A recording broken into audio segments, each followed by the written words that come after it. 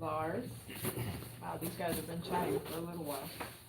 What's up, Lars? What's up, Matt Kane? I'm not used to sitting this way. Not my favorite spot. Matt Kane, I've been missing you. I've been watching a lot of your Instagram clips. If everybody hasn't checked him out, wonderful musician. Look at his music. He works really hard at it. I think I put out a message one day and I said, how long does it take to become like a maestro in something, a musician or whatever it was? And it was something like 6 to 7 days. It says 6 to 7 days a week and multiple hours a day. Anyway, Matt jumped in and was like, exactly. So it worked out. And then, what's up, Gene? He says, I'm here. Laugh out loud. Wildlife One. What's up? And then Lars. Oh, and then Milan. Milan, which was Stimpy Boy. He changed his name? Yeah, a while ago. All right. Yeah. So Stimpy I don't know. Boy. Do you guys like this setup? Well, just changing it up. All right. Hello, everyone. Welcome back to another 5K tennis discussion. And today is going to be a lot more than just tennis. And that's been something we've been kind of discussing. A lot of the people that view here on the channel watch a lot of our random stuff and weather videos. So we're going to give those guys and gals a shout out today as well. Apologies in advance if my old phone shuts off. I know it's been about a month or two now. Since... Old phone. He changed it to they didn't upgrade him, but they gave you supposedly a better phone, like the same version, but just refurbished, and it's still doing the same thing. Yeah. So sometimes randomly the phone will shut off. If that's the case, we'll restart another one. Nothing new there. So very happy the month of December is here. Happy holidays to everyone. December is my favorite time of the year. I'm very glad, though, 2020 is getting out of here. Carla, would you agree or disagree with that? I think 2020 has been like a tough year for everybody. I mean, but at the same time, some things that are bad turned out to be, I don't know, a better thing in your life, I guess. So if you had to have a list of the best of and the worst of 2020, what would they be? I think the best, you and I can agree, was Jonathan getting into the Air Force Academy. That was the best gift, knowing that his college is set and his future is set and one less thing to worry about. The worst thing for me, I think for you probably say your injuries, but for me the worst thing was definitely the house. The house, that really sucked. So the house, we've had progress with the house. Do you have some pictures and you can show them why we're still here and what the overall progress of the house is? For those of you that don't know, we've had an incredible hurricane season here in Dauphin Island, Alabama, as well as a lot of the entire Gulf Coast of the United States. We had two major ones that made landfall here, and one of them that destroyed our house. So here's Carla, show them some pictures of where we are. See if I can do it this way instead. There's the living room. You can see the fridge is there. They have the drywall up. There's me upset with Justin, of course. There's you can see the kitchen from the living room. Same thing there. The kitchen, the drywall's up. They still have to fix a lot of things. So that's some pictures. So coming around for sure. Slowly but surely. Hopefully, when we get back in, we'll kind of make a new kind of design and setup, and you guys can put in ideas for that. Best of 2020 for me was obviously Jonathan, our oldest son of 5 children, going off to the Air Force Academy. I got an old truck. I've been looking for an old truck for a long time with a manual transmission, an old one. And I found my old truck. So that was one of my positives for the last couple of months. The negatives obviously have to be 3 major injuries: broken arm twice and ruptured patellar tendon on the leg. 2 major hurricanes making landfall here. Those were, again, I love doing the weather videos. I really, really, really do. So if you watch those, you understand I have a lot of passion for that. But when they take your house, it's a different story. COVID-19, we can't forget about that. So we're still dealing with that as we speak now, but the tennis world turned completely upside down. What was it, in March of last year? Or March of this year, rather. Sorry, I'm already jumping into 2021.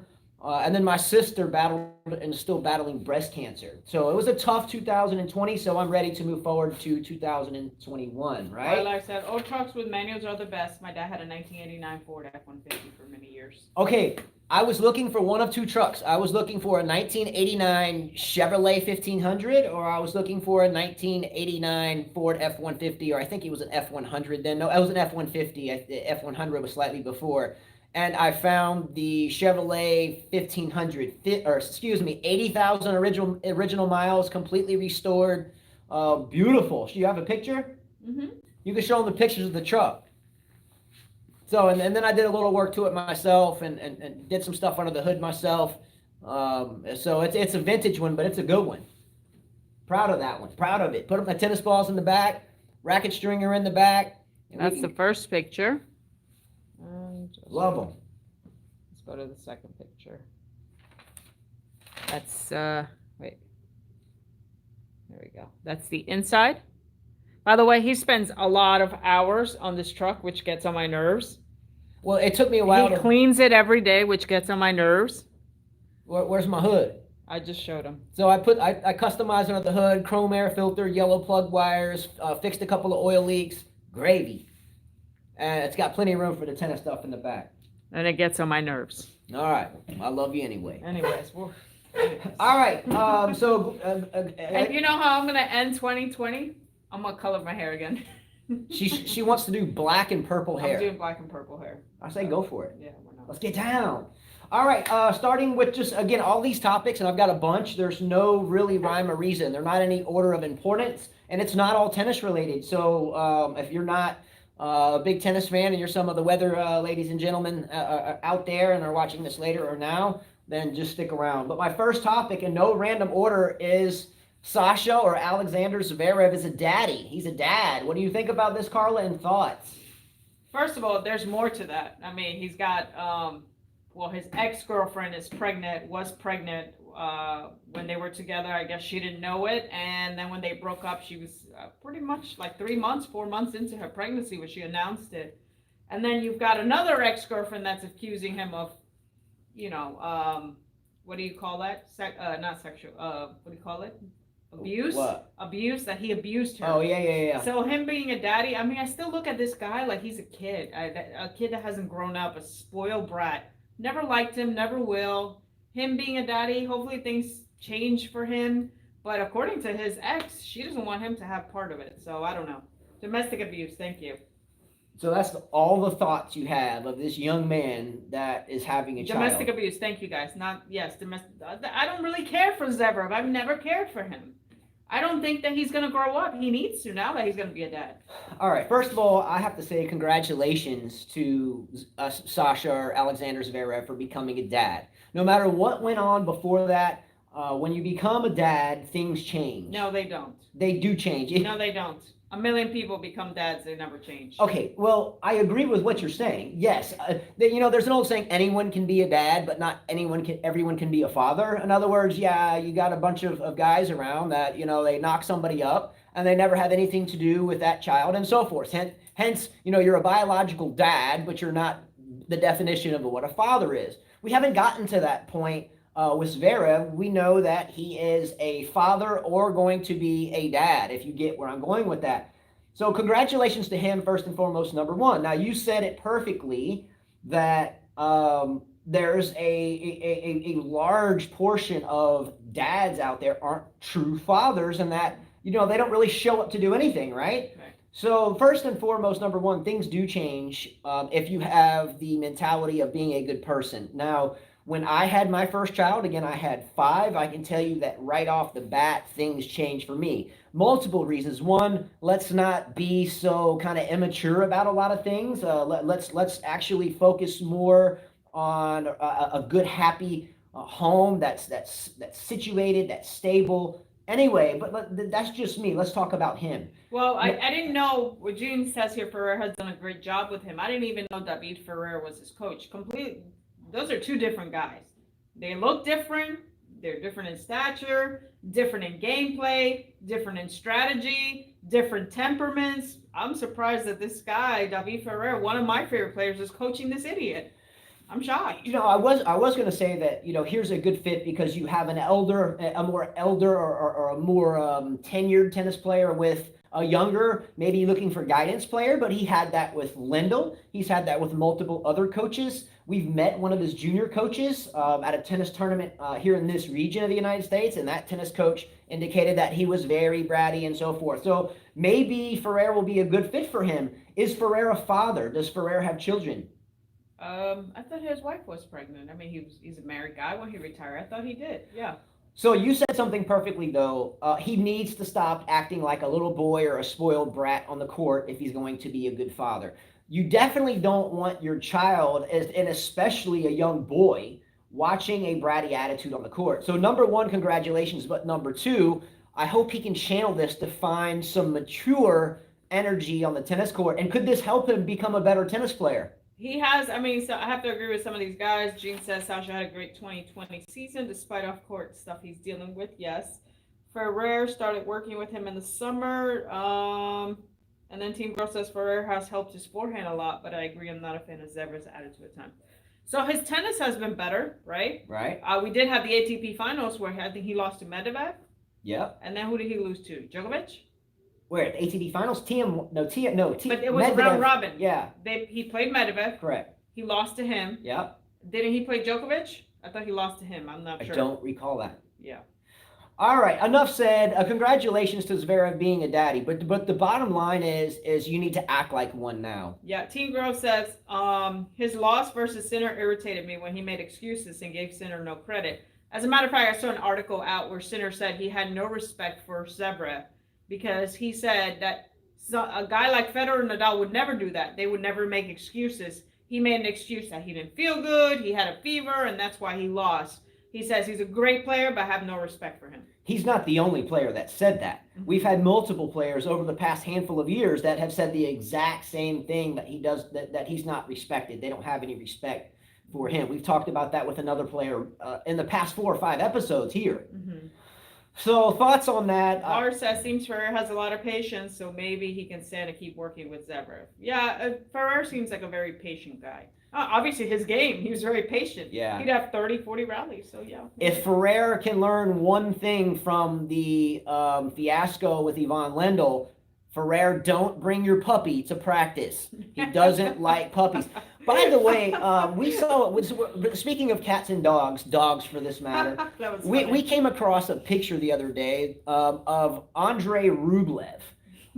Can you guys take a picture of this latest profile picture of Andrei Rublev? Let her take a look I'm at sure that. you guys seen it. Gosh, that looks just That's like Rublev. him. I mean, wow. That is Rublev. Maybe that's his twin. That is his twin. Oh my gosh. That shows you how pale this dude is. Really. Yeah, I came across that and I was like, that's his best picture. That was his best He picture said, ever. oh no, right? the phone's acting up. Mine looks like it's fine, so maybe it's your connection, Lars. I don't know. Let's take a I look. can see it. You can? All right. Yeah. So we're good. Okay. Oh my God, if I was Andrei Rublev's girlfriend, I'd say, come on, baby, let's go get a tan or something. Let's go to the beach. Little by little, you know, let's get some, like, something on you. Get some color in your skin. I didn't see it as a knock on the complexion of his skin. I saw it as he looks like a cat. He looks like, he's pale. He's really pale, and his face is, it's almost like pulled back. Yeah. Well, could it be that maybe he's smart, being very light? Because, look, I'm very light, and every time I go through another year of spinning... He calls him the banana abuser.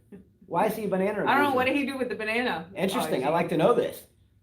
Actual Rublev is not that tan. Yeah, I know. William Spencer, he is pale. Well, look, pale. At least he's... look, some of us that are very fair complexion, right? That have very fair complexion. Not pale. What I'm getting to that. A lot of us that have very fair skin. I'm one of those. I know it doesn't look that way because I'm in the sun all the time. But how many battles with basal cell carcinoma, squamous cell carcinoma? How many skin cancers have I had surgically removed from my body? Many, right? Many, yeah. So maybe he's smart enough not to do that and wears ample sunscreen. He's a bandana guy, so I know it's not a hat protecting his head. Vamos! Vamos! All right, this another random topic. So just the other night, we had 2 all-time great boxers show up. This is why. He said at the Team Bro says at the U.S. Open he threw a banana after he lost tiebreaker to Medvedev. Oh. So he abused the banana. Poor banana. I'm going to get this topic out. All right, so recently we had two veteran legacy boxers, fighters, step into the ring. It's not the first time this has happened for an exhibition, but we had Iron Mike Tyson get in the ring with Roy Jones Jr. Now, Mike Tyson, for me, was someone that was in the days of kind of pre-pay-per-view boxing. He usually was on HBO a lot and got into pay-per-view later in his career. Team girl said, "Oh no, Justin, not Mike Tyson." But look, all right, so let me get the topic out before I get the interruption because I'll get messed up. I'm going somewhere with this. So Mike Tyson, I remember the day that he was knocked out by Buster Douglas. It was 1989, I think. So I was probably 10 or 11. I think I was in 6th, 7th, or 8th grade because I remember the house we lived in. Anyway, and Roy Jones is from around this area. He was a middleweight, I think, or a light heavyweight. Anyway, long story short, is these two met in the ring. Now, I didn't get to watch this live, but I did watch some of it, and I read multitudes of articles that indicated that it was a really fun event. The commentary, I think, was from Snoop Dogg, and a lot of millions of people said, hey, this guy should be on every sporting event and not just here. Who, Mike Tyson? Snoop Dogg being the commentator. Yeah, he's fun. So what I'm alluding to is we have had, and since this pandemic has gotten kind of going, we have had a lot of exhibition type. Look at some of these YouTubers fighting each other. We've had this guy, what's his name, Logan Paul, and his brother, I think, Jake Paul, something like that, have fought. A couple other YouTubers.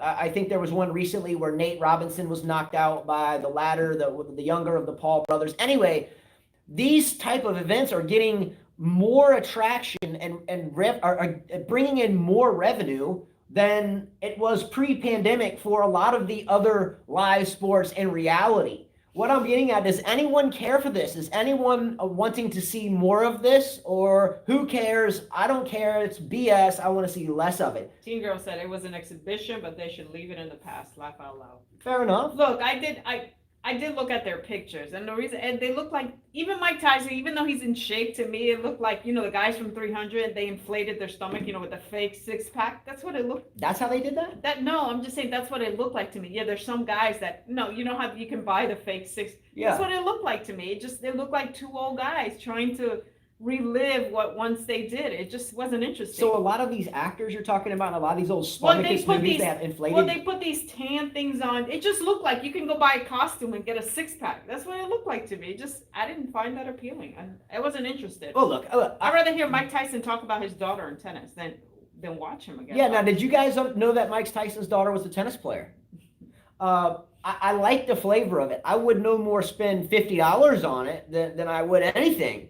But I do like the flavor of it. I felt like it was a fun experience. Again, I didn't watch it live, but I think for the most part, I was able to recreate it by not watching it live. And I thought it was relatively fun. So, hey, great job. But I would rather be watching the heavyweight title bouts. I would rather be watching it non-exhibition.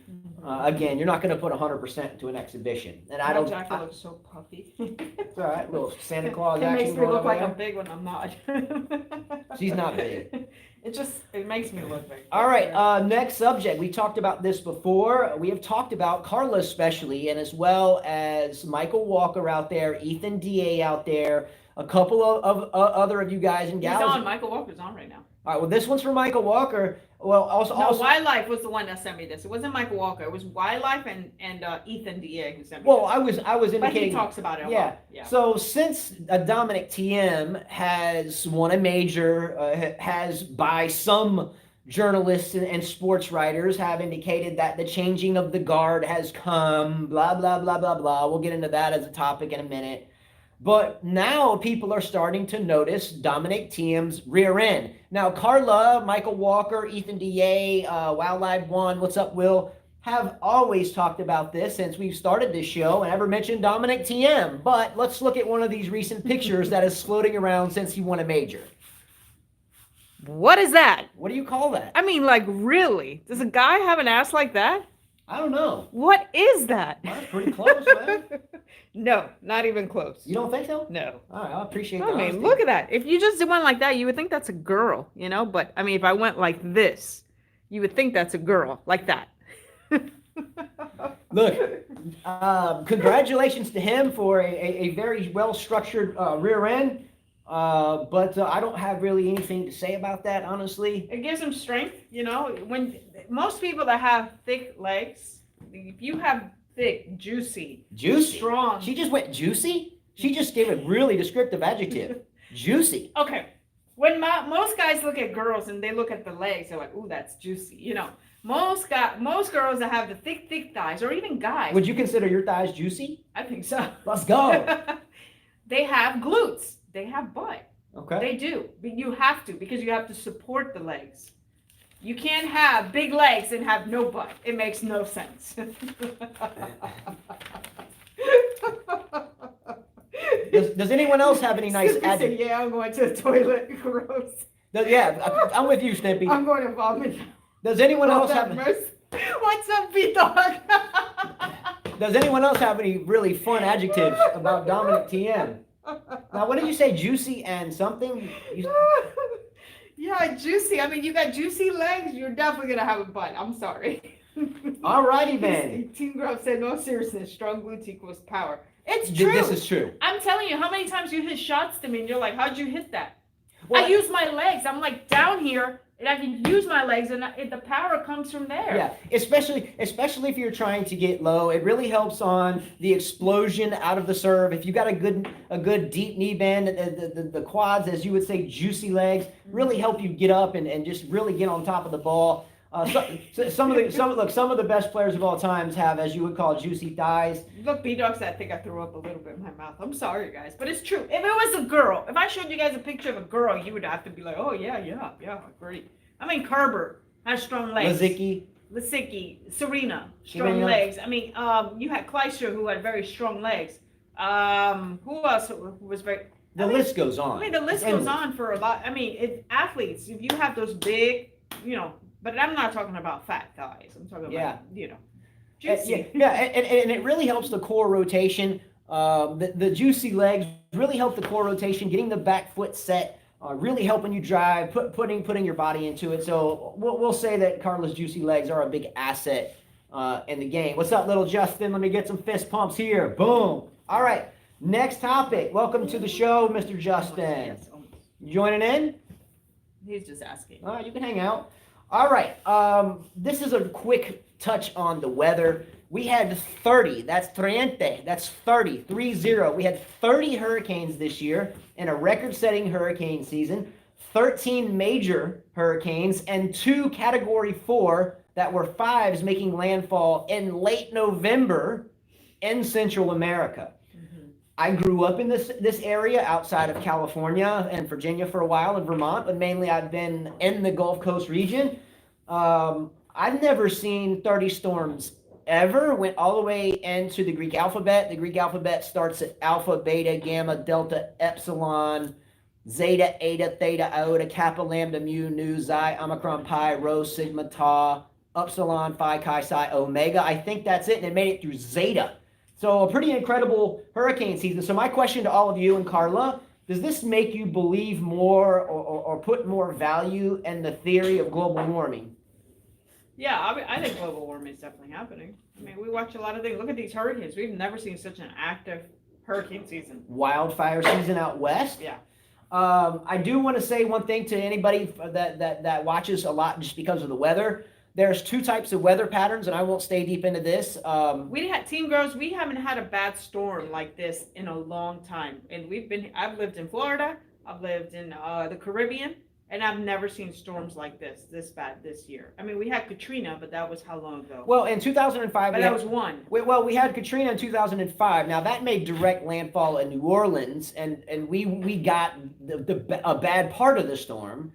But we haven't had like a center of circulation make landfall here until Hurricane Sally that took our house. You showed on pictures. But it wasn't just Sally. We had quite a few things. I mean, Louisiana. Well, we had Zeta. Yeah, Louisiana got hit hard this year. Yeah, they had Marco and... They got hit like I mean, look at how Nicaragua got hit by 2 that nobody talks about because it's in a third world country. Yeah. Most people don't know about Central America. They got hit in the same spot. My parents are from Honduras. And people over there are getting eaten, by the way, by crocodiles. Nobody talks about it. And the water is so high that the crocodiles are feasting on them. They have no homes. Their homes have completely disappeared. There's cities that disappeared in Central America, but we don't talk about. Cities wiped out. Yeah.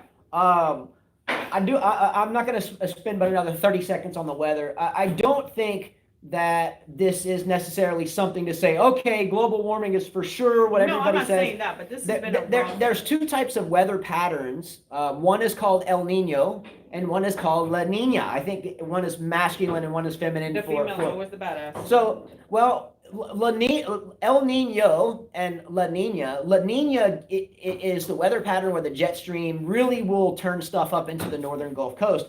El Nino, it doesn't get characteristic that bad here in the Gulf area. So what we had is we had a very warm winter last year, so it never got super cold, so the water never got terribly cold. Then we had a La Nina pattern that pushed an early hot summer into play. So I'm not saying that because we had it super active, next year is going to be worse. I think next year won't be near as bad because of for a regrouping El Nino pattern. Yeah, like we went here for like a beautiful day, Justin, a beautiful day, 70s, 80s, right? So all of a sudden, boom, now 20, 30, 40s. It's like, it's crazy. The weather's been just crazy. Yeah.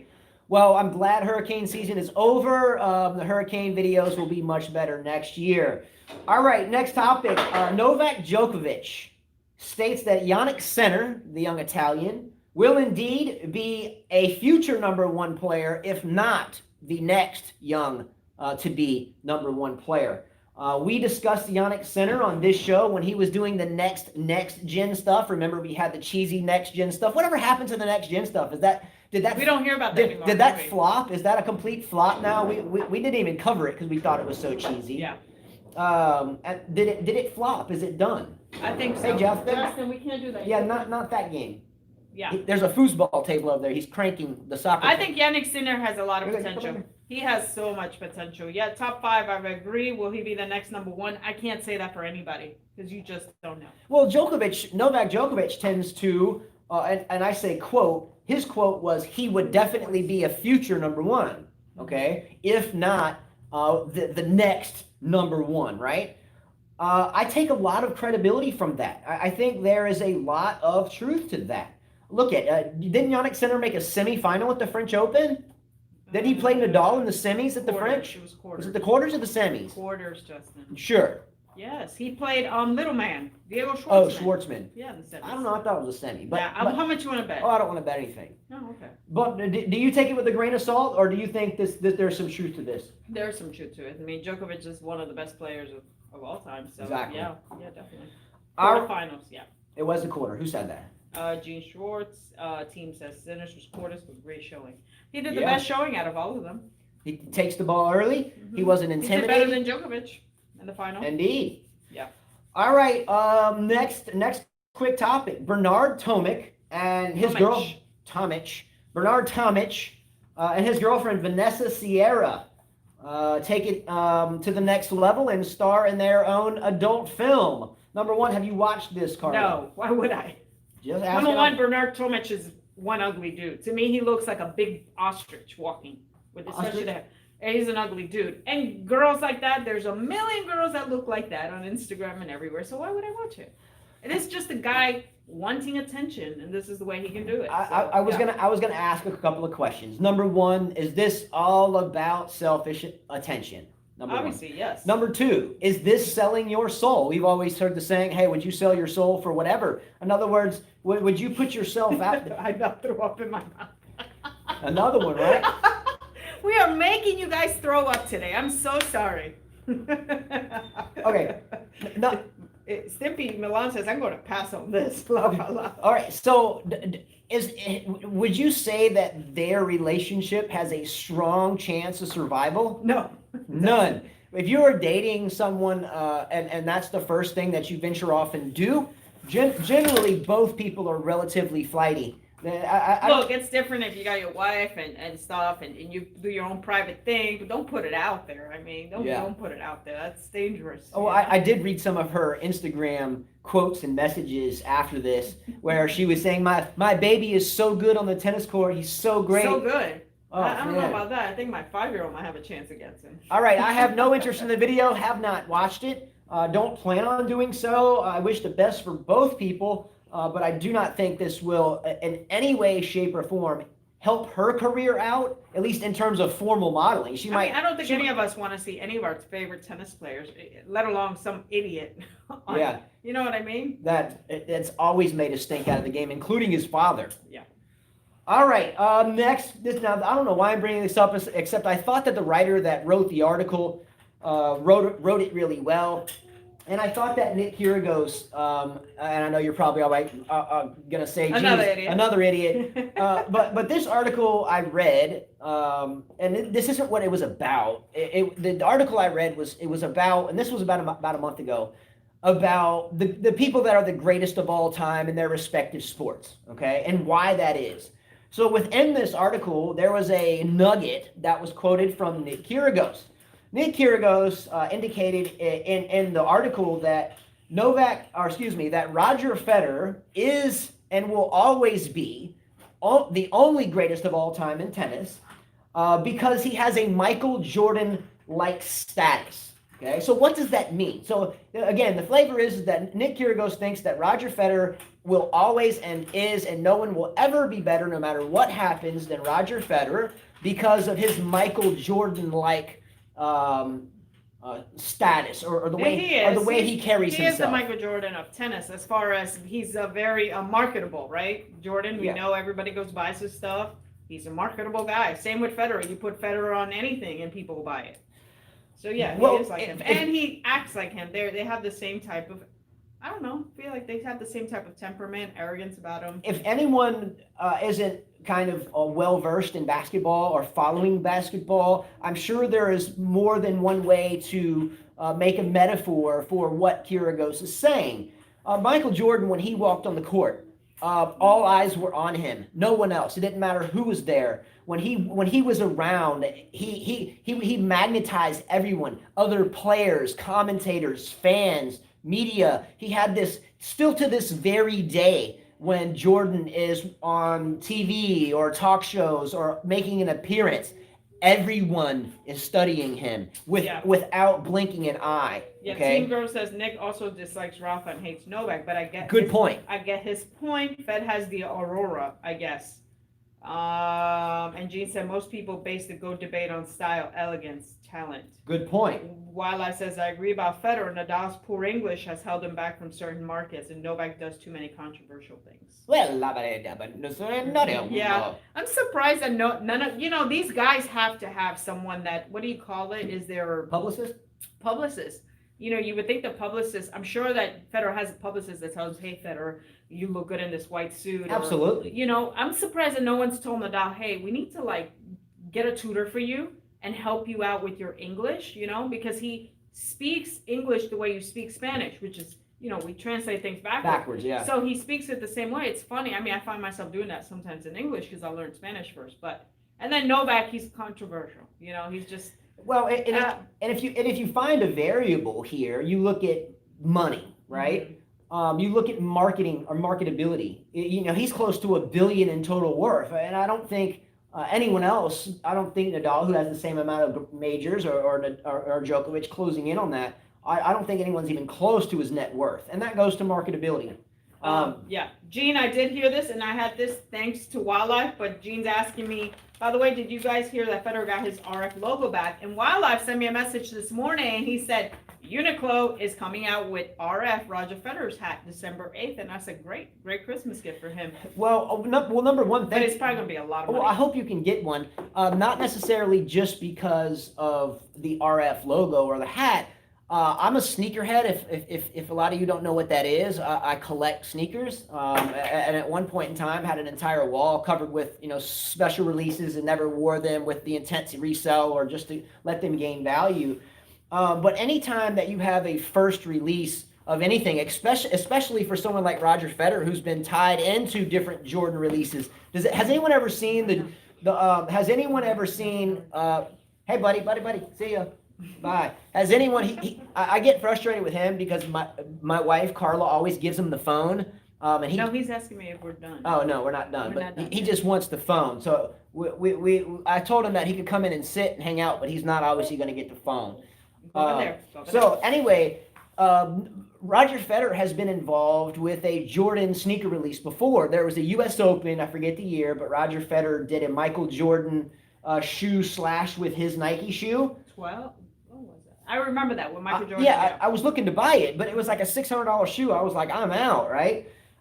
So with the first release of the hat with Uniqlo, I'm going to only assume that there's going to be a special Series 1 thing on it or whatever. And then in time, I'm sure the value will jump up. So I'm sure it will be a tough release to get a hold of one. But I can assure you, if you do, it will be worth a lot more moving forward. Whereas the edition 2 next year, new colorations probably will not. Probably. So if you land one for Christmas, just get it and we'll put it up. Okay. But yeah, good knowledge drop. Uniqlo RF hat is coming out December the 8th. Limited availability, obviously. I'm sure. Anytime there's a new release, it's always going to be limited, so people stack up in line, and then they can say it's sold out. Speaking about that, I mean, the Australian Open is the next slam. February is the date they're projecting for it to start. Did you read that the qualies might not even be played at the Australian? I actually have that in Australia. I have that as a topic. We'll get there in a minute. Okay. I wanted to finish off with discussing, Djokovic, and we discussed Federer, Nadal there for a minute. We'll ask that question in a second, Lars. Yeah. I do want to say I was a little pissed off with Novak Djokovic about a month and a half ago. And maybe my time is wrong. Maybe it was just a month ago. Maybe not that long. It was during the tournament before the ATP final. So let me tell you why I was a little bit pissed off, though. So we all know that Novak Djokovic had to win, I think it was 2 matches at the Paris Masters, or maybe it was Venice, whatever the tournament was. Djokovic had to play 2 matches to secure the year-end number 1. And that's all he had to do. And, he was in a tournament. So he won his first match. I think he played someone like Borna Coric, whatever, it doesn't matter. Won his second match. And then once he solidified the year-end number 1, he faced Sonego and lost badly to Sonego, right? It was the Vienna Open. He lost to him 6-2, 6-1. He beat Coric 7-6, 6-3. Beat Krajinovic first round, second round, Coric, and then loses to Sonego. Yeah. All right. So this pissed me off. Why did it piss me off? Well, number one, it was a really dickheaded move to the fans. I say this with credibility because my entire life I've either been around the game, played in the tournament, strung at the tournaments, or bought tickets to the tournaments, or got gifted the tickets because of work that I had done or coaching that I did, and so forth. Make sure you breathe. Okay, I got pissed off with this, and I'm still pissed off about it. And it really kind of takes a mark away from my really love you a lot category, and puts kind of Federer back up there of the one that I still kind of think would never do something like this. It takes a mark away from his greatness. Yeah. William Spencer said tank of Tomic proportions wasn't. Yeah, and let me tell you why. Again, first of all, how many fans do you think were at that Vienna tournament that were so lucky just there for him? They couldn't afford to go to a major. They couldn't afford the traveling, the lodging, the expenses to go to a major. So lo and behold, they got a ticket for the 3rd round, and they can go see one of the greatest of all time get their ass destroyed by Sonego. Lars said he should be fined. He should be fined. Man, it was preposterous. He obviously didn't want to play. A completely dickheaded move. Could you imagine someone like Roger Federer going in and tanking a match once? Look, if you're going to play the tournament, play to the best of your ability from start to finish. Don't go there and lose to Sonego after you sucked up the number 1 spot, and then goes to the ATP Finals and has a pretty subject appearance there as well. It's obvious, guys, and let's all be real. He retained his number 1, and he dipped out on everybody. everybody. He dipped out on it. Carter said, I'm worried about Novak. He finished the year horribly. I mean, then he loses to who did he lose to? Thiem. Thiem beat him, and then Medvedev beat him. I think Thiem's 5-7 lifetime against Djokovic. Yes. I think Thiem has beaten Djokovic the last 2 or 3 times in a row. So Milan, you're saying the fans should have known he wouldn't play 100% in the 3rd round? Yeah, that's if bullshit. You're a Grand Slam champion and you are a legend, going to be a legend. Exactly. You cannot do that. That is wrong. You're better off saying, you know what, I got hurt. We'll believe that one a bit more. Yeah, Federer has played the tournament in Basel or how a quadzillion times. Could you imagine Federer going and playing a tournament and solidifying year number 1 and just bailing out on his own? William Spencer said, decline. He says, he said, Sasha, Tomic, and Novak, what a great show. We're hammering them. What a great show. So you must not be a fan. That's okay. But yeah, but again, it was a complete bozo move, and I really felt bad for the fans there. No one can give. Even my dad, who my dad's like, can you believe that? He's like, this bozo. Yeah. Yeah, because he calls him bozo. He's like, how he's gonna do that? You're number one, so you're not gonna give it. He should have said, you know what? I had like food poisoning or something. Not even play the match. Or did something. Yeah. But that was just a bozo move. And again, like Nick Kyrgios indicated in the greatest of all time type thing. Could you imagine Michael Jordan doing that? Could you imagine Pete Sampras was throwing up and playing against Croatia. You're never going to be considered the greatest of all time, regardless of anything, if you act like that. That was a boneheaded move and a definite strike against his legacy, whether you think so or not. I thought it was messed up, Absolutely threw the match, and again, just like someone said, throwing the match of Tomic proportions. Yeah, that was just as bad, and no one said anything. That was bad, and then not only that, lately, like I saw in the ATP finals, why are you smiling when you're losing? You lose to Medvedev and you're smiling, or Thiem. I mean, it just seems a little odd. What's going on there? Maybe this whole ATP stuff with the PTPA is getting to his head. I mean, there was an article where a player, a former top 10 or 8 player, Melzer, he said that Djokovic is being ridiculous. Like the ATP Council, he's having this fight. They wanted him back in, but then he said, well, the ATP put a rule against me, and they did this overnight. And then this guy's saying, are you serious? These rules have been implemented long ago, 2006. Cat fight. So there's a lot of stuff going there. I think that Djokovic needs to maybe kind of step out of that and concentrate on his tennis if he wants to become the best ever, meaning as the most Grand Slams ever. Yeah, and look, and for 2021, I mean, if you're number one in the world and have enough points 6 months into the year, you're going to tank every match after that because you don't have to do it. Just a really boneheaded move.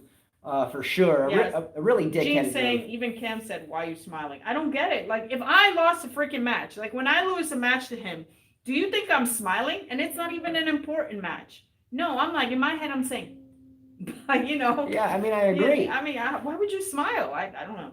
Boneheaded move. No excuse for it. I'm sure the staunchest of Djokovic fans will sure say, oh, whoa. Look, I'm a fan too, but this is the reason why his legacy will never be, no matter how many majors or no matter what happens, why he won't be as marketable, why he won't be as credible, and why people will tend to diss on him because a real champion, a real champion, a real gentleman does not do stuff like that because that's selfish. That's selfish.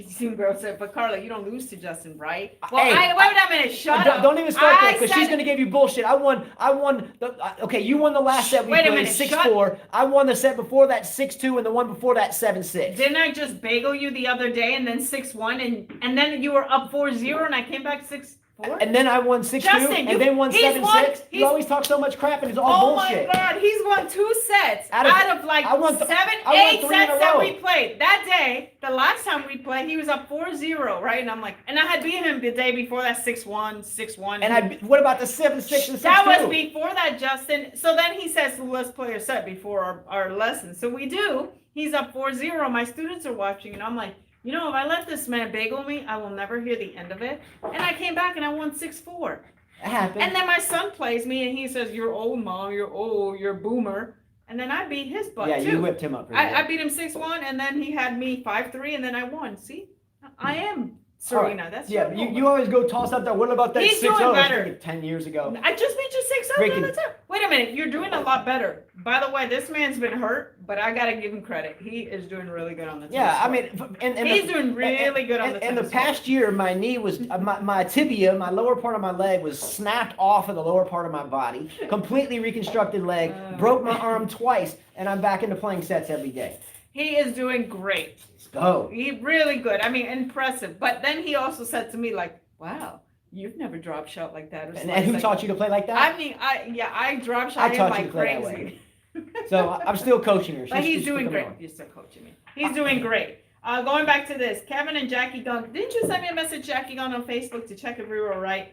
She's saying Novak said himself after the match that he had achieved what he wanted to do at the tournament. Therefore, he should have been fined. Wait a minute. That is Chris's mom? No, she watches us. Remember, she has a daughter in college. Oh, okay. She says that Novak admitted that. She said that? He said on the interview that he admitted that. She is saying that, is what I'm saying. Yes. So she follows the game like that? Not Chris Gunn. This is a different Gunn. Oh, I'm sorry. Yeah, but then why wouldn't you find the guy? You need to find the guy, because if Novak's allowed to do it, then everyone else that's gotten fined, they should give them their money back. Yeah, because they never find it. Yeah, do you remember? So it's like O.J. Simpson can get away with murder. You might as well let everybody get away with murder. Just saying. Do you remember, what was it, last year or the year before, Bernard Tomic lost all of his second round money. I think it was in the French Open, actually. What's that, like 70 grand or 70,000 euros or something? Because the umpire said he didn't play like a professional athlete should. What about the girl that came back? I think she won her what's it called, appeal. But yeah, I mean, I'm not going to go back to that. We've discussed it. But Djokovic gets a dickhead award for that. And you could even say that heading into the ATP finals. Look, Milan, you know we like Djokovic, but that was bad. Even you got to say that's bad. Come on. Yeah. There's people that I love, but I have to say, when they did something wrong, you do something wrong. He should have apologized and be like, yeah, well, I'm sorry, but yeah, I mean, look, I'm not saying this changes my mind, and I don't. Oh yes, I did hear that excuse. I did hear that. Novak did also say that an important person died from serves. I can't pronounce his name, and I'm so sorry, I can't. Amfilohi Radovic. I did read that, but that's still not. They don't play the tournament. Pete Sampras also lost his coach.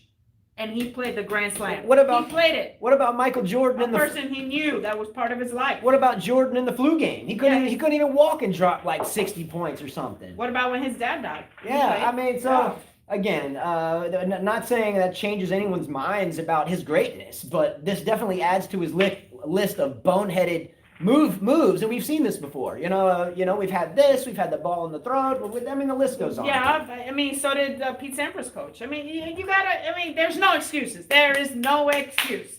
The only excuse I can give this man, the only excuse I can give this man is if his son or God forbid his wife or something happened. I wouldn't play the tournament, just saying, or his father, or his mother. Look, if this is a courtroom and there's a jury there, I can assure you it would be unanimous that they would be like, come on, this guy is guilty of not showing up for that because he already got his damn end of the year. And I think all the arguments would back that up. Obviously, that backs it up that he got his number one, and that's okay. And that's okay. Let's say Sonego plays Djokovic in the first round of the Australian Open next year, if it happens. Does Sonego have a chance in hell? And the guy messed up his perfect, everybody started beating him. Medvedev, Thiem, Sonego. I'm like, what the hell's going on with this guy? Yeah, he tossed in the towel. All of a sudden, he was like great, and Goran, this is why Goran needs to... He will never lose a match this year, and then all of a sudden, Goran, I love you. I always thought you were hot, but damn, now I'm like, shut up. All right, well, here's a question. How good or bad does Roger Federer, Rafael Nadal, and Novak Djokovic do next year? I think that, you know what? I think that the younger guys... Justin, the balls are a little loud, buddy. Yes. I think that they're going to have a harder time this year. Come on, the guys are getting older. It's time for the other guys to start winning, which is good. Because they're going to leave tennis, and we're going to have other favorites. Will Federer win a major next year? Probably not. Yes or no? Oh. I say no way in hell. Oh my God, I want to give him. I'll say Wimbledon is his best chance. Yeah, I say no way in hell, not Wimbledon. I think he'll lose by the quarterfinals at Wimbledon. Maybe not, but I think so. I think next year, out of the three of those guys, I think there's only one certainty. I think only one certainty of next year in terms of predicting majors. I think the only one certainty is that Rafael Nadal wins the French. I don't think there's another certainty anywhere else. Let's go back to Medvedev, because Medvedev wins the ATP finals, right? And I think, Lars, you asked me about his technique. I mean, I still watch the guy play. He hits so flat. It's horrible. I don't think that... Medvedev? Yeah, I don't think I could teach that. I don't know. He's so awkward when he hits, and it's so big, like... He hits from very deep behind the lines. But it's like, the racket comes so far back, almost like Del Potro, but worse, because it's flat on both sides. He could win US Open. Well, Medvedev will always have a tough time playing players that have heavy topspin and short angles. When you play that deep and that flat from that deep in the court, you have lesser angles. You see what I'm saying? You're playing from so deep, your angles aren't quite as acute. They tend to be more straight angle, or not straight angle, but more long angle, and not so. Well, it's coming really low, so you have to pick it up. But when you're playing someone, let's say, I'll just pick one, Rafael Nadal, that can play behind the baseline, adjust play inside the baseline. He can hit big from behind the baseline and also can take short angles. In other words, if I'm playing in three-quarter court and you see a lot of Nadal's balls, he'll hit an angle that just goes over the net, lands inside the service box on the opposing side, and is off the court. You see what I'm saying? So short angles. Medvedev, I think, playing so far back and having those big bombing deep shots will hold him back from doing better in terms of his overall career. I think he'll have to pick his slams. I mean, I don't think he'll ever win the French. He will never win Wimbledon. He'll have more of a chance at the U.S. Open or Australia. I think so, those too. Those are his chances right there. Again, how good do Federer, Nadal, and Djokovic do next year?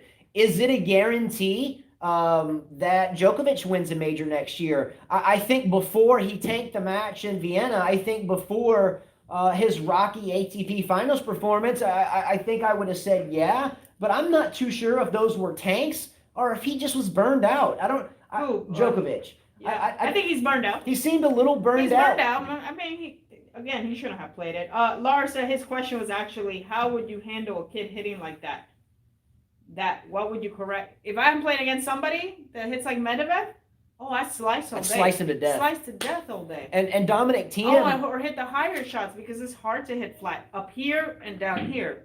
If you look at Dominic Thiem's progression to now, again, I'm not a huge fan at all of Dominic Thiem. I think he has a great game. Anyway, you have watched Thiem almost go to 50% or more slicing, adjusting. So Dominic Thiem has set a very good example of what some of the younger players, he's not very young anymore, but what they need to do to add more tools to their toolbox. They need to add more slices. They need to add more short court angles. They need to be able to play deep from behind the baseline. And Dominic Thiem has definitely done that. I think it was during the French Open, you would see Thiem as well as a lot of the other players really reverting to the slice, reverting to the drop shot, adding variety. He wasn't always going over the one-hander. He would slice through it. And adding variety, I think, was great. Carter, you're so messed up. He says, I think Novak doesn't get the support he should from his wife, and it affects him. Well, he cheated on her. No, we don't know that for a fact. Oh, well, okay. Maybe let me take that back. I think he has been caught numerous times, in the presence of other girls. I didn't say that. It's not a secret. Okay, but I'm not saying. I take that back. I didn't say he cheated, but they've had some rocky roads in their relationship. You could see that. Okay, you could see Nadal's girlfriend's wife now is very passionate. You could see that. You could see Federer's wife is very sweet, but there's something about his wife. She's just very cold. There's no warmth to her. Oh, again, maybe the guy just wants to warm up and cuddle at night. I don't know. Look, I apologize. That was a bad statement. The cheating statement of it. However, for a quite a long time, when Djokovic was a little younger, and he was just kind of getting into a serious relationship or however it worked out, and maybe they dated forever. I don't know, but there was a large period of time. Here, especially in the U.S. media. Stimpy's getting mad because we're bashing him. No, we're not bashing him, promise. Stimpy. Well, look, again, you can get mad, but the reality is... we're just saying there was no excuse for that tournament. That's it. Yeah. The guy is great. He's doing a lot for tennis. One of the greatest of all time.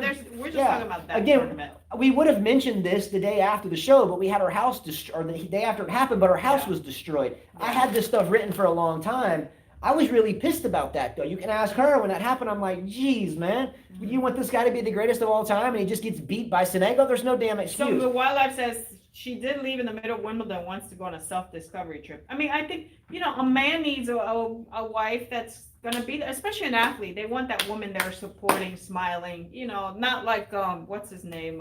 He got big, the Canadian. Ranich.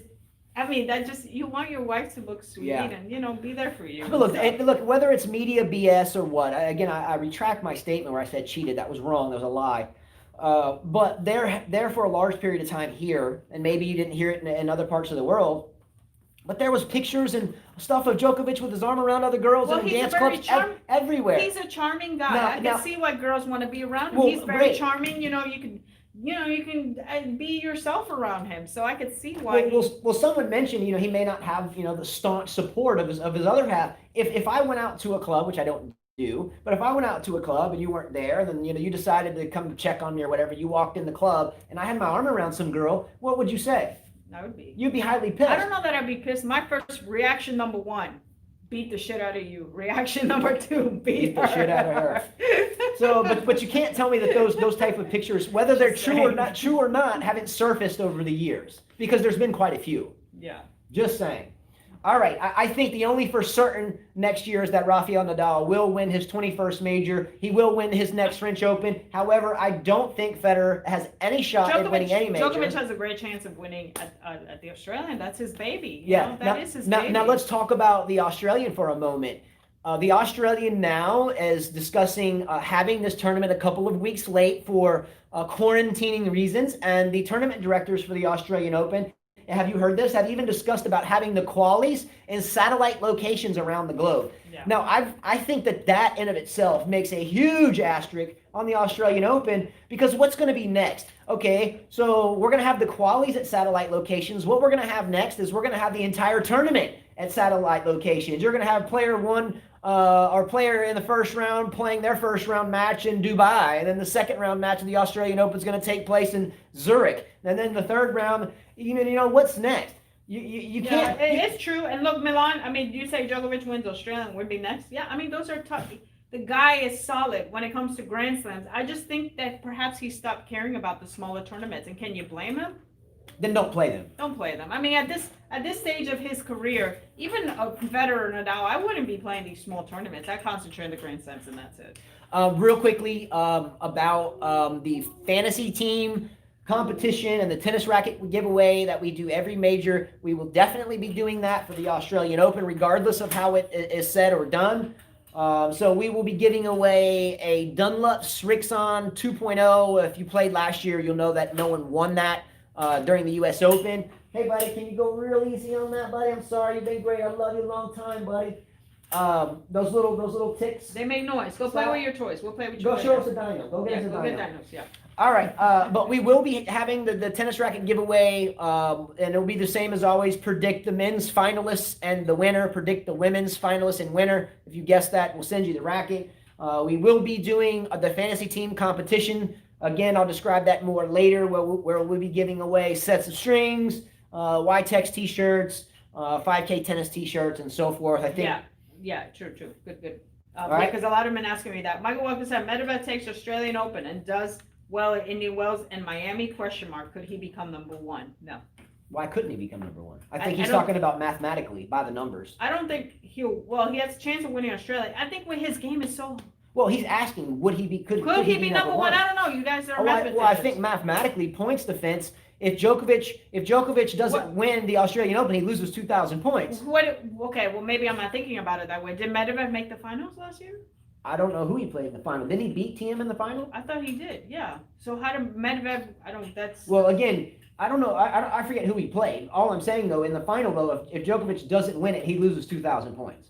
So if let's say he played Thiem in the final and he wins it, then he would gain 500 and not lose 1,500. See what I'm saying? Okay, they're thinking about scores. Lars said, only Djokovic will participate if he doesn't have to get a vaccine. In the Australian? I don't know. Look, I'm with Djokovic on that one. I'll ask you a question, Carla. If there's a vaccine that comes out, are you taking it? No. I'm not either. I don't take the flu shot. And it's not that I don't believe anything, and I think it's a hoax or anything. One time I took the flu shot, I got really, really sick. I have a phobia of needles. If I can't give blood, I have a lot of tattoos, so I can't give blood because of that anyway. But I have a huge phobia of needles. If I go to a doctor's office and I have to get a shot, I always tell the doctor, just look, I don't want to see the needle. I don't want it in this room. Just when you go get it, knock on the door and let me shut my eyes. I can't even look at a needle. That's why I don't want to get a vaccine. It's not because of what it is, and I don't believe it. It's just that I have a phobia of needles. You're not going to get it. I'm not going to get it for different reasons. Mm-hmm. So I don't blame Djokovic for that. Okay, so Gene says new ranking system makes players not lose points during the tournament. Okay, Michael Walker says Medvedev could gain points in Australian, Indian Wells, and Miami. He would have enough points to pass Novak and Nadal. See, there you go. Oh, good for him if he does, right? Yeah. Better than puppy hater. Okay, let me ask you a question then. Is Dominic Thiem, for what, 10 years now or 8 years or something like that, we've always heard people when talking about the big three that eventually someone's going to come in and spoil or start the changing of the guard. You've heard this old term. A king's been in power forever, and the changing of the guard comes, and then the king falls and so forth. Is Dominic Thiem beginning the changing of the guard, or was it just a really stupid and weird 2020 that really everyone kind of wrote off because of this whole deal? Yeah, I agree with the second one. So you think Dominic Thiem is not changing the guard, and it's just a result of the BS, the ball in the throat, that he has a major anyway? Yeah. Right? Yeah, I'm sorry, guys. Does anyone agree with that? I think if Novak would have never been kicked out of that tournament or whatever, did the dumb mistake he did, he would have won that. All right, question A. If it was not for the accidental throat hack at the U.S. Open when Djokovic totally accidentally hit the ball person in the throat, if this was not for that, does he win that major? Yeah. Correct. Absolutely. Number two, is Dominic Thiem changing the guard, or is it just because it was a really stupid 2020? It was a stupid 2020. What do you guys think? I mean, do you really think we would have seen Puppy Hater in the final? No. All right, a group question. I'll ask you. You guys answer at the same time. I'm gonna mention the 4 majors next year, and I want you to predict the men's finals winners of each. Australian Open. Djokovic has to be in the final. So just give me the winner. Djokovic, I'll go with Djokovic. French Open. Nadal. Wimbledon. Go. Federer. That's a stupid one. And the U.S. Open. Somebody that we don't know. All right, Australian Open. I really want to say Novak Djokovic, but when I see such heartless performances thereafter, he retained number 1 spot in Vienna, and then a lackluster performance at the ATP, and the look of being burned out. I have never said that Djokovic threw a match. I simply said that he had showed no interest after he secured his number 1. Okay, so with that said, I have a real hard time thinking that we're going to show disinterest after we retain the number 1 when there's a bunch of fans there. So I think it's more than that. I think it might be burnout. Okay, I get it. That burnout is much different than lack of interest and so forth. But I think he looked burned out. The ATP Finals, I think he looked burned out. So unless he finds some way to become rejuvenated here in another month, I think that maybe some of these Dominic Thiems, the Zverevs, the Medvedevs, I think someone might crack him. He needs to go with his wifey, go without the kids, go to some ski resorts, snuggle up, put the fireplace, just enjoy each other for 2 weeks, get rejuvenated, go into the spa, do the mud thing, and then January, worry about training. All right, for the Australian Open, I will say I don't think Novak Djokovic will win his 9th. I think he has 8. I don't think he'll win it. It is his turn to lose it, right? Yeah, it is his turn to lose it. So, hello, Marco Tita. So yeah, I think I'll go ahead. Look, I'm going to give it to Dominic Thiem just because we have to name one. Okay, but I would, if you had to pick for Australian Open, Djokovic or the field, I'm going to go with the field at the Australian Open. Oh yeah, I'll go with the field. I'm going to go with the field. Okay, I'll take that. French Open, obviously Rafael Nadal. Wimbledon, definitely not Federer. I think Djokovic will come through at Wimbledon. And the U.S. Open, I think the field there. I don't think Nadal, Djokovic, Federer, any of those guys. I think it will be a light year this year for majors. I don't think you're going to have the big 3 winning. No, you won't. Kevin and Jackie Gunn said, just for the record, I'm not a Sever fan. He's not a puppy hater. He has several dogs, including rescue dogs. He was just complaining about Yvonne, his coach. Yeah, we know. So, do you want us to switch his name to Beater? Girl Beater? Oh, you're really going off on I mean, so puppy hater. Let's think of the puppy hater, which to me was better. I was being nice. But girl abuser or girl beater? Now, do you know if there's any truth to that? I don't know. I think generally, or just a spoiled brat. Well, I think generally when you hear about some of these these females and God bless them being abused, most of the time a week later you hear about they settled for $2.2 million out of court. So she's not asking for any money. She's the ex. They were childhood friends, by the way. They know each other's mother. Their mothers know each other. I'm sorry. So the ex is saying bad stuff about him, right. And the ex-girlfriend who's having a baby doesn't want him to have part of anything. That to me is telling me a lot. And then he says when he made the finals, when Medvedev beat him, he says, "I know you guys can't see me smiling behind this mask, but I'm smiling." I mean, what kind of comment is that? It's just, I'm sorry, no. All right. And then look at who else, Bashvili. he got charged with this. His tennis has sucked since then. Nicolas Basilashvili Yeah. at one point was on my radar to be a top 3 player, if not win a major.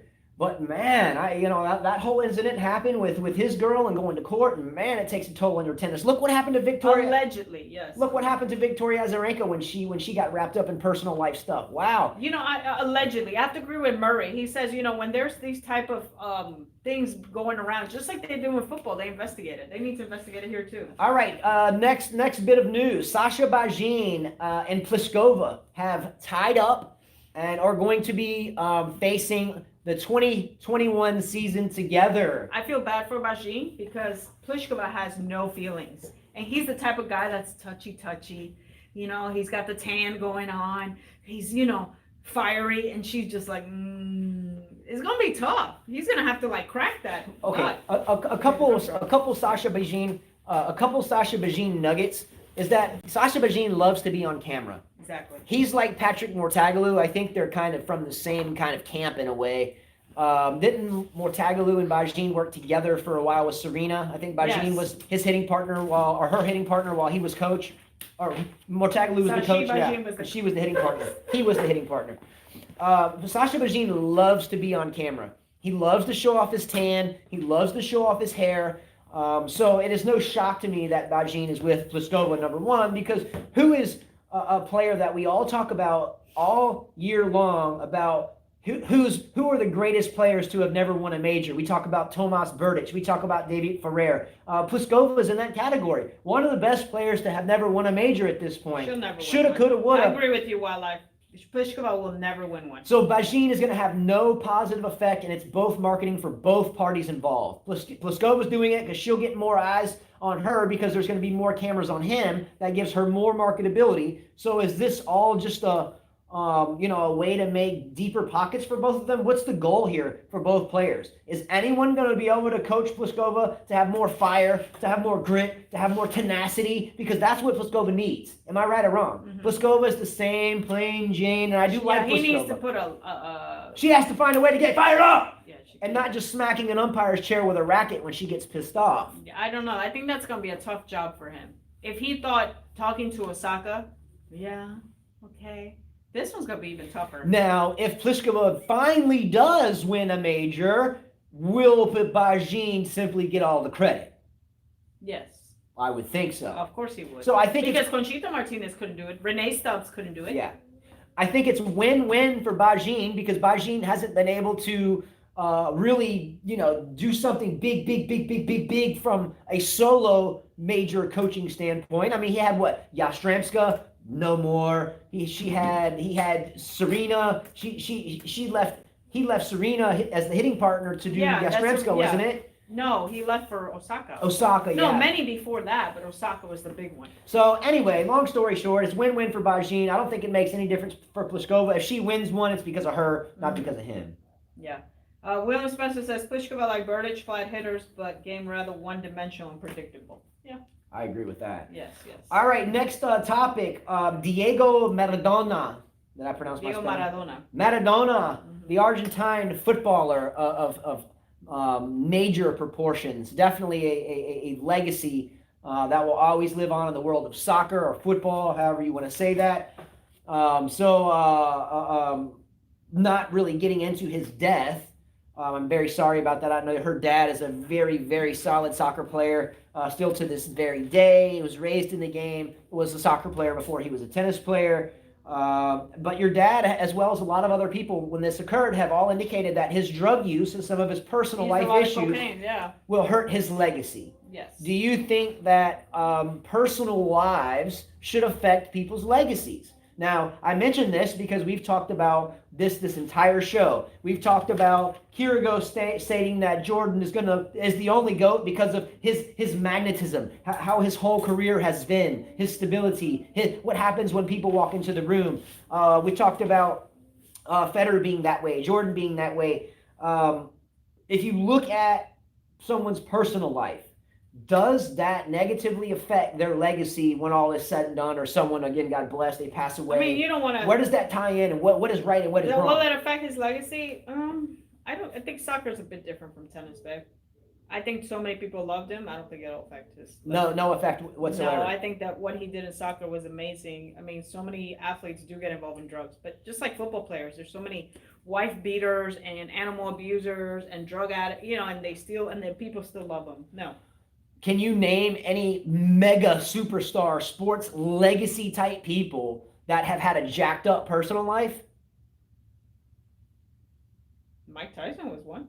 But Mike Tyson doesn't go down in the history books as the ever so welcoming face of boxing. You're going to get someone like Muhammad Ali. Oh, well, granted, he had some Vietnam there issues and some other stuff. But when you look at the mega superstar that is the icon of the face of whatever sport you are talking about, can you have personal life issues such as habitual heavy drug use? Soccer is different because I think a lot of those guys during those times did those type of drugs. I think that you say during those times. I think he was still doing it right to his to dad. me, look, I'm going to say something. Sad that he died, but not really. You were doing drugs. So to me, maybe I'm being hard. I know a lot of you guys are crying, but to me, if somebody died and you're doing drugs, you're an idiot. This isn't about him and not being upset about dying. Lawrence Taylor, why I say Lawrence Taylor? Well, yeah, Lawrence Taylor would be one. Lawrence Taylor was a linebacker for the New York Giants, number 56. What's up, LT? So Lawrence Taylor, up until the point where he was associated with crack cocaine, his legacy was the icon of the defensive side of the football. But after that, it's really hard for him to ever be welcomed back into the marketability of being a sports mega superstar. Look at Michael Irvin, the receiver for the Dallas Cowboys. He's back in the photo booth, or not the photo booth, but the journalist booth or whatever. Commenting on games and love him a lot. But his ties to drugs hurt his overall legacy of being the greatest receiver of all time. I know, Michael Walker, that drugs it's an addiction, it's a sickness. I get that, I know that, but I know that Maradona, soccer is huge in Europe, in Latin countries. It's huge, so a lot of people look at it different from tennis or other sports. I mean, what again? We're losing track of the question at hand. It will not for him. Okay, wait a minute. I'm going to call you out on that one, because when he passed away, I read a tweet, an Instagram post, Facebook post after Facebook post from his own people in his own country. Oh, the greatest ever, the greatest soccer player, blah, blah, blah. But his personal life will always be a hinder for him as we look back on him in time. Some of these guys don't agree with you. But I'm not saying I agree or not. I never watched the guy play. My question is, it's not on right or wrong. I'm not putting a position in the sand at all. I'm just saying, if someone has a really jacked up personal life that everyone knows about it, does that affect your legacy when you are dead and gone? That's what I'm asking. I'm not right or wrong about anything. I'm telling you, it does affect it. Mm-hmm. Okay? Michael Jordan has almost had his legacy affected with his gambling issues, but he brought it out and has talked to everyone about it since he's ever done it. Okay, when I'm saying that has caused problems, everyone. Mark Petito said no, it won't affect it. Well, there you go. That's all I'm asking. Does it or does it not? Yeah, I don't know. I guess maybe people What about Tiger Woods? Does Tiger Woods, with his adultery issues, it affected him in the beginning. So now it doesn't affect him. He's come back. People want to see him come back. He wants to do better. When he came back, he came back and won the Masters. Yeah, he tried to change his ways. Did Maradona ever try to change his ways? I don't know. But when he's dead and gone, does it affect his legacy looking back? No, not. Well, everybody say, oh, he was the greatest of all time, but he cheated on his wife. Oh, he was the greatest of all time, but he snorted an ounce of cocaine that cheated on their wife. Many. So no. So all I'm asking, does it affect him looking back? Gene Schwartz says no also. All right. We mentioned this early. Uniqlo will be releasing on December 8th Roger Federer hats. Milan's saying that Novak's what we're saying shouldn't. It's double standard. Shouldn't affect if it's not going to affect. Well, does Novak Djokovic have any drug use or proven adultery in his past though? I don't think Novak Djokovic hasn't done any. He's pretty clean. He hasn't done any of that. Mm-hmm. I'm talking major infractions in terms of what is right or wrong morally, or at least what the law books say. Cheating on your wife, snorting an ounce of cocaine a week, or whatever it is.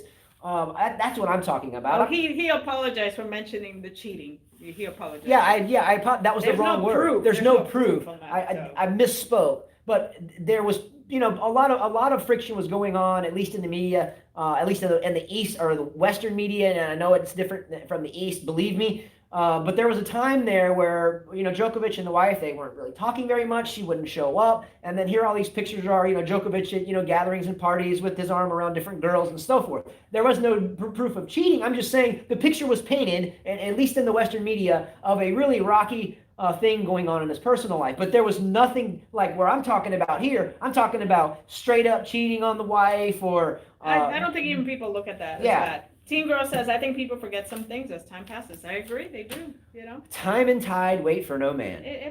People do it. You have to do something like murder for people not to forget. But I think drugs and cheating and all that other stuff, unless you cheated like Maguire and Canseco? And there's many Oh others. man, that list goes on. A-Rod. Yeah, then people don't Lance forget Armstrong. that's cheating. That's different. That Because that tarnishes everything because you did. So okay, that's a good point. So you think it hurts their legacy if they cheat within their own sport on the playing field, or in the practice, or illegally doping the body to get better, but not because of what they do at their home behind closed doors per se. And it's only because of photography and paparazzi taking pictures that stuff is found out about anyway. Right. And Milan, yes, everybody has their bad patches. That's normal in a relationship. Sure. I could tell you if I found him, that's not normal in my relationship. What? Just saying. What? He said it's normal in a relationship. Like, for some people. Oh. Yeah, I don't accept that. For me, it'd be a definitely no. I mean, look, I try to come up with these topics, or we do, to give us something objective to talk about during this really crazy world in which we live, and this 2021 that hopefully is shuffling out to be a much, much better 2021. William Spencer, you're hilarious. He said Team Girls Margaret Court has hope then in like 200 years. For what? Her legacy. Oh, yeah. That's a good point. Some people just don't like, they just don't like. What topic did you have? I had one about Venus Williams. Okay, go ahead with that. With her shake, she has I thought, he's Venus Williams, her tennis is almost done, but the woman is smart. Sharapova retired, she has the Sugarpova, and amongst other things. Here she comes up with a vegan protein. Okay, you lost me on that one. So, Venus Williams has come up with a... Well, no, she's promoting her own protein. Vegan protein. Okay. And I thought that's pretty cool. And then, okay, so what you're saying is Venus Williams has now, kind of, she has a clothing line. She has a clothing line? So now she has a vegan protein shake line. Yeah. Okay, and then you said Sharapova had Sugarpova. Now, if they don't know what that is, Sharapova... They don't know what that is, okay. Well, someone may tune in and watch later, I don't know, but Sharapova has a candy bar company. I wonder what do those shakes cost per shake? It's 6 bottles, $36. So like $6 a shake? Yeah, but I thought that's interesting. Here's this woman knows that her tennis career is almost done.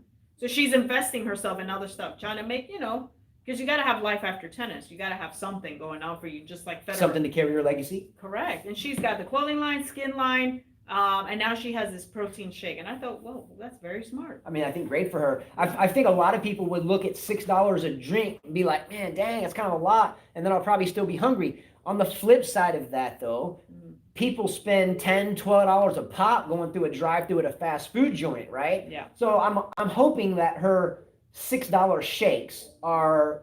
They're healthy. Have a good 20 amount, grams of protein. 20 grams of protein. Yeah. That's okay. Yeah. And I'm hoping that they are at least filling and will stay filling for a little while. A lot of problems. She said she used them because when she got diagnosed with I forgot what she has, that she felt tired on the court, so that's why she used to drink these, and that's why now she's promoting it. For me, I was raised on protein drinks. I drink 3 of them every day to this very day. And when we were kids, our dad would make us drink protein drinks and sprinkle it on our cereal and so forth. Anyway, I have taken supplemental protein since I was an itty bitty boy, and still do to this very day. Mm-hmm. A lot of the problems that I have, and I'm not talking about her, I've never tried it or seen it, so good research. But when I get a protein drink and I drink that protein drink as a meal, about 5 or 10 minutes later, I'm starving hungry. Okay, so with that said, what I do to get my protein is I get a big, huge tub of protein, right? Where one scoop is not only 30 grams of protein, so more than the 20, right? And it's vegan, it's isolate protein. Mm-hmm. So I can get one scoop out of this mega big tub that I can get for maybe 15, 20 bucks, something like that, $20 for the big tub. And I got about 200 scoops in there. And so if you do the math on that, each one of my scoops is like 50 cents, and I get 30 grams of protein. So 50 cents, boom, mix it in water, chug it, my protein's done. It doesn't matter if I get hungry again, because then I can just make my meal. But it's hard for me to wrap my hand around a $6 drink because I know I'm going to be hungry in a minute. Whether expensive as that $6 shake, yes, I'll be sticking the glasses of water and abusing the bananas for a while. There you go. See, But then again, you have to think about it. Some of you guys buy these sugar povas. A bag of gummies is $7. You can go, not you. I'm just saying you can go buy a 99-cent bag of gummies, or you're going to spend $7 in sugar pova. And she's successful. People are buying the gummies and the gumballs. I'm going to call that a little bit of shade of gray on that, because I have seen the sugar pova candy bars in the local Dollar General for 85 cents. Wrong. They're like $1.40. I even told you. Oh, well, shit. Call me out on 60 cents. I even told you the size of her bar is like that. Yeah, it's like and that. I'm like, how is that going to fill someone up for $1.40 when you can get a Snickers bar for 65 cents? Well, neither nor any candy bar is not supposed to fill you up. But people buy it. So why wouldn't you pay $6 for a protein shake? Again, Justin, the purpose. Yeah, just scoot out. We're almost done, buddy. We're almost done. The purpose of anything protein is either a meal replacement, or B, so you can get your protein in so I can feed my muscles that I just worked out. Look at these rich women and rich guys can go buy themselves a bag, a car, blah, blah, blah. I understand. This for the rich. I understand that. Are you getting mad at me? You don't ever let me finish talking. You see how red he's getting? What I don't understand, though, with another, there's a trillion. I can go into Walmart, I can go into Dollar General, I can go to GNC, I can go to Target, and there are aisles full of protein drinks. Agreed. What do most people buy? The Walmart brand, the cheaper version, whatever. So why in the hell would I go spend $7 on a protein drink when I can get probably a better one with more protein that tastes better, like muscle milk? I agree with you. Half the price. I agree with you. It's the name that's selling it. But that's not that big of a name anymore. They'll put it on tennis pro shops and stuff like that, and it'll sell. Well, my local tennis pro shop has muscle milk in it. So you're gonna tell me I'm gonna buy Venus Williams now? Not you, but somebody else that's into the what's in new in style will buy it. I think it's a good try, but I don't think it's gonna sell a lot. Just like Sharapova's candy bars don't sell. You know what? I'm just bringing up the freaking topic, and you're making a big deal about it. Why do people go freaking buy a car that's $100,000 and can't afford it? Why do people go buy a $220 Michael Jordans when it's just a damn pair of sneakers? That's what I'm saying. People buy it. People buy whatever. Right. Why would people go buy a cigarette box that costs $7 and it's gonna kill you? Why wouldn't you buy a freaking protein shake? Or just not buy either or and go buy your big vat of protein. Whatever. All right, not alluding to politics, we do not talk about, or at least try not to, talk about race, religion, or politics. It's mostly bullshit. However, will the year 2021 be better than the year 2020?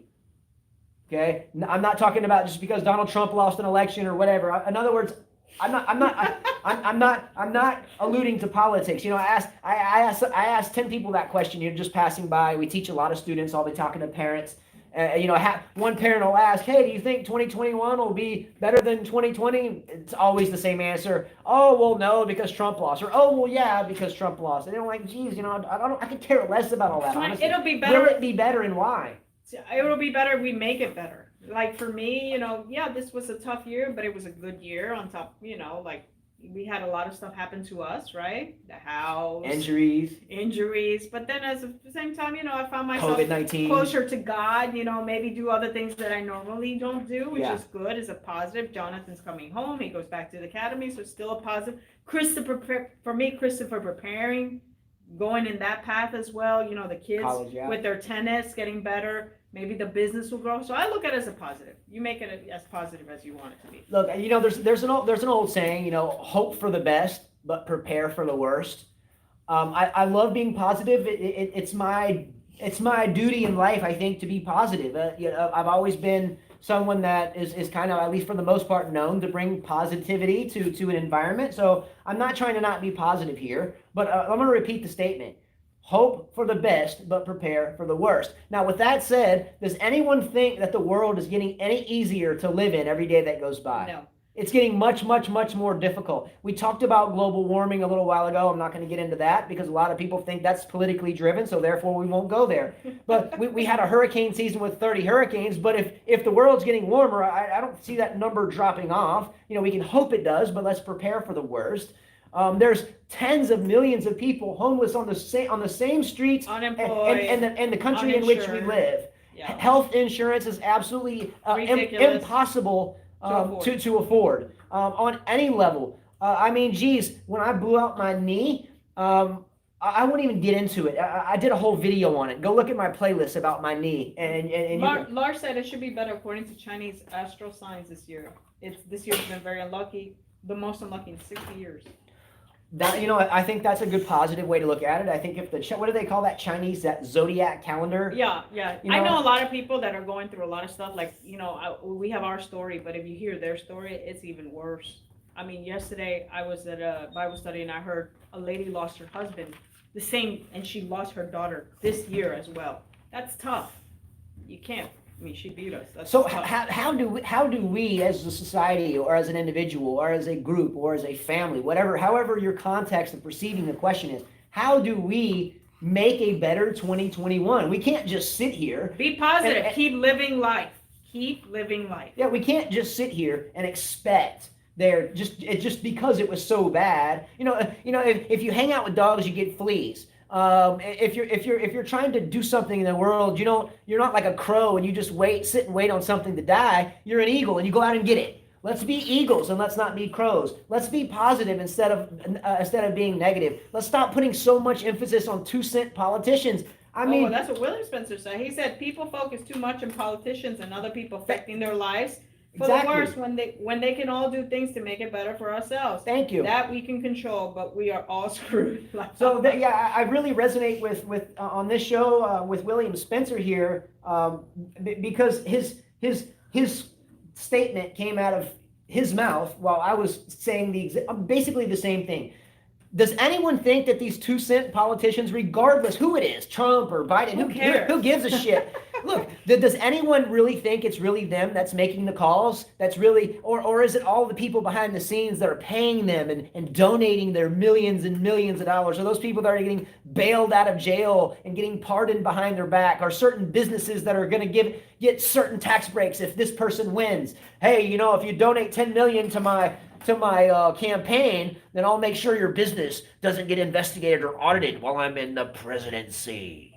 It's bullshit. Everyone is bullshit, especially in this day and age in politics. Trump, kiss my ass. Biden, kiss my ass. All you guys kiss my ass because you're all just ass kissers yourself. It's meaningless. It's completely meaningless. We have to do things for ourselves and for other people that instill positivity everywhere we go. Now, I will tell you one thing, that the past 4 years of a certain political leader in this world, that in my opinion, the world has been a much worse place. It seems like everywhere I went, there was just hate. Someone's flying this flag and someone's flying that flag, and because you're flying that flag, it's a fight. Or because the world has been full of hate, but it was really full of hate this past 4 years. That's all I'm saying. And I don't give a shit about politics. I'm just saying, if you think that the world, at least the United States of America, wasn't a more hate-filled place in the last 4 years, then you need to look at the kind of events that happen in most every city in this entire country. Anyway, not getting into that. I don't lean either way. But just like William said, we need to focus on ourselves, on health, on family, on nutrition, and not on stupid 2-cent politicians. Okay? Anyway, that's it. A big shout out to everyone. Sorry for these delays in shows. For the past 2 years, we have done a show every other day when no major tournaments are playing, and then every single day when major tournaments are playing. And we were able to follow through on that for all the majors this year, but weren't able to follow through in on that since, number one, our house was taken. We just don't have anywhere to do it, and doing it right here, we have to make sure no one's coming in and going out and blah, blah, blah, blah. So they will get back into that type of setup once we're back in our house, and hopefully it is this month. Our oldest son, Jonathan, comes home from the Air Force Academy on December the 12th, and it won't be by then, and that's too bad for him because he hasn't been home in 6 months, and he gets to come home and sleep on a bunk bed, and that's okay. We're very lucky to have that bunk bed. But that's an important day. It's a very important day because he's coming home and Christopher has his ACT, which is very, very important for him. Yeah, huge. If Chris can go ahead and get a 29 on his ACT on his first try, then I'll never have to say anything to him again because I know he's going to get into West Point as long as he gets that 29. So go Chris on that 29. Guys, thanks so much to all of you. Please hit the like button, by the way, if you're watching this now or watching this later. They have. They've been good. Thank you very much for that. Almost everyone did except one person. Please hit the subscribe button. I don't know if that makes any sense. Did you name the player of the year? We'll do a show before the year ends. Okay, let's go ahead and talk about it now. Who said that? The player of the year. Who said that? That was Lars. All right, Lars. Carla, your player of the year on the men's side is Djokovic. Your player of the year on the women's side is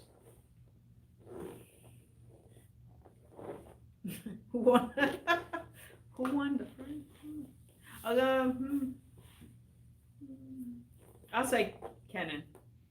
Interesting picks. Because she made so many. I'm going by tennis only. Okay, if I'm going by tennis only, yeah, I'm gonna have to pick Dominic Thiem. Again, I'm not a huge Dominic Thiem fan, and again, we know that Djokovic should have won the U.S. Open if it wasn't for an accident. But I'm only giving it to Thiem number one because he really kind of has launched, I think, a more consistent career of winning big matches and getting very deep into the tournaments.